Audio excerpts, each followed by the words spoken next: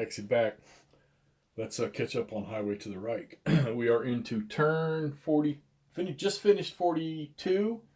Getting ready to start 43.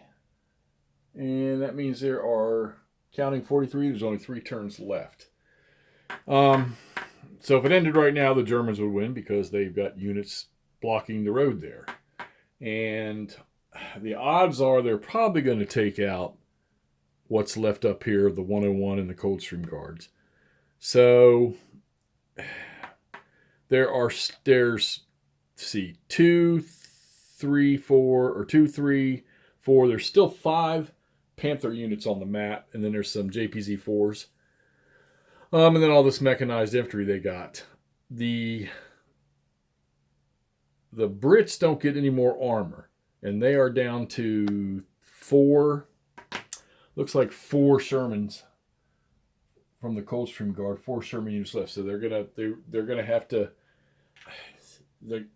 to get lucky, I guess, with some dice rolls because these Panthers are they're a terror. So, but the Shermans, I have been hitting them with the Shermans. They've been I'm getting more 2 strength point kills when the Panthers shoot than with the Shermans. As a matter of fact, I've only gotten one with the 1 2-point kill with the Shermans. The rest have been 1s, and sometimes just nothing.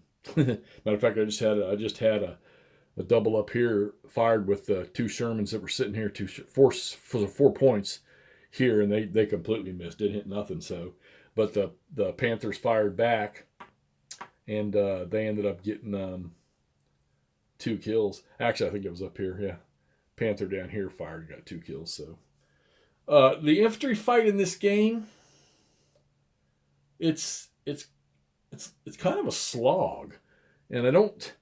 And the balance here is that while the Americans have the strength points in their infantry units, the Germans have the better effectiveness. Americans have the better morale. So, and pretty much all we're doing is having a shooting fest here along these lines. I can't even get these guys dug in because they're adjacent, and there's too much fight going on. I mean, being in entrenchments would be a huge plus. And of course, when you're on your defilade side, you're firing at half strength. So that takes the tables down quite a bit and getting a lot more die rolls where there's no damage done. Okay.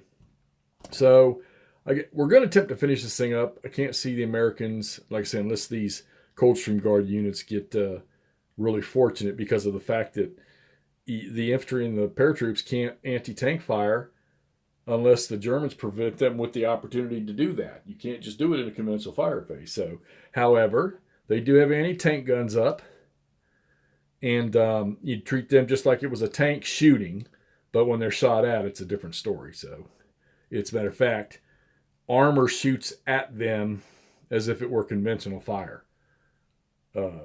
because of the troops that are handling the guns.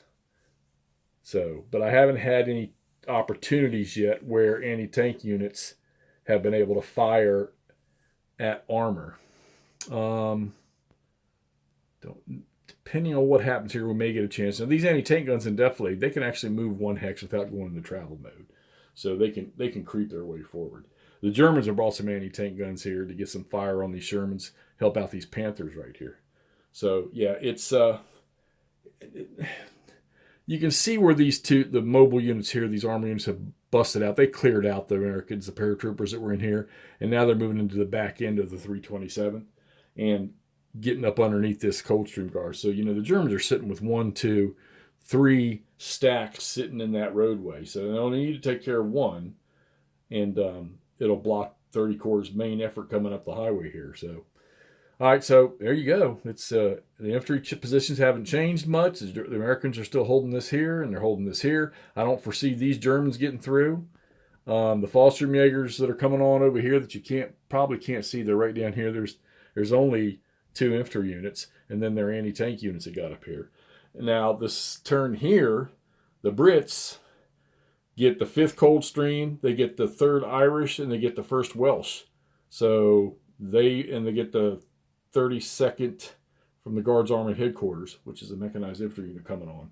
And I mean, they got a lot. But I don't know what they're going to do against the tanks. If the tanks are still there, these Shermans need to do their job. And they've got to attack them because you got to get them off this road.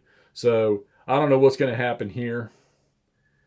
Because if these guys move, they draw opportunity fire, which would mean that these mechanized infantry could shoot anti-tank at them.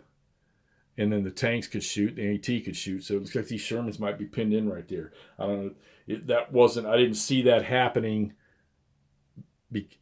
before these Foster makers came on, but they scooted right up here. And in travel mode, if you have 2 movement points, you can, at the end of your move, it costs 2 movement points to flip into your defilade or your concentrated mode. So, all right, so there we go. Highway to the Reich, decision games.